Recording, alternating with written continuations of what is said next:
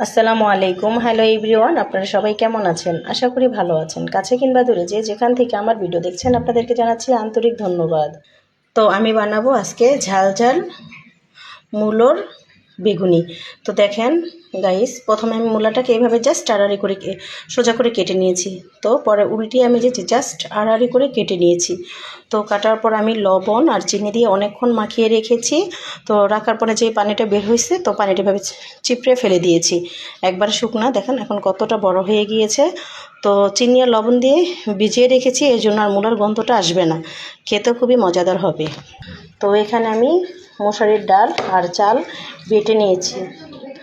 তো আর দিয়ে দিব কাঁচামরিচ বাটা, যেহেতু আমি ঝাল ঝাল ঝাল মূলার বেগুনি বানাবো, এখানে দিয়ে দিব কিছুটা জিরে বাটা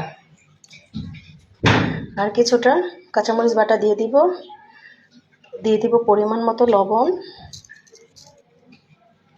দিয়ে দিব মরিচের গুঁড়ো, সামান্য পরিমাণ দিয়ে দিলাম ধনিয়ার গুঁড়ো, এখন দিয়ে দিব হলুদ গুঁড়ো, দিয়ে ভালো করে আমি মিশিয়ে নিব সামান্য পরিমাণ পানি দিয়ে।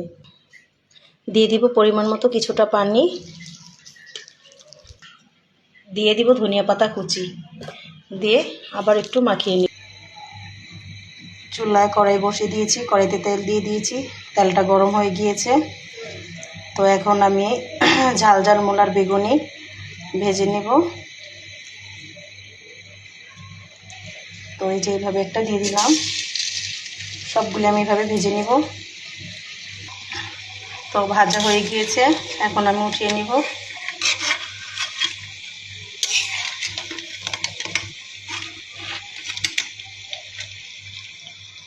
হয়ে গিয়েছে ঝাল ঝাল মুচমুচে মূলার বেগুনি, খুবই মজাদার হয়েছে, খুবই মজা হয়েছে। ট্রাই করে দেখতে পারেন, এভাবে একটু মূলার গন্ধ নেই, কেউ বুঝতেই পারবে না যেটা মূলা। তো আজকে এই পর্যন্তই, আল্লাহ হাফেজ।